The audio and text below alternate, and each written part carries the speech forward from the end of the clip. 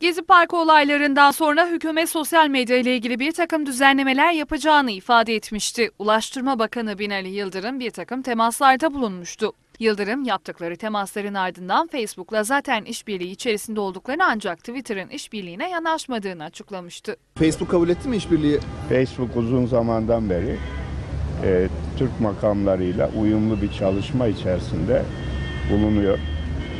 Orada bir sorunumuz yok. Türkiye'de de muhatapları var. Ama herhalde Twitter'da da bu yapı oluşacaktır. Çünkü aksi halde bu sürdürülebilir bir şey değil. Son günlerde yüz binlerce takipçisi olan onlarca muhalif sayfanın kapatılması Facebook hükümetle işbirliği yapıyor yorumlarına neden oldu. Bu nedenle de Facebook kullanıcıları bir günlük boykot kampanyası başlattı.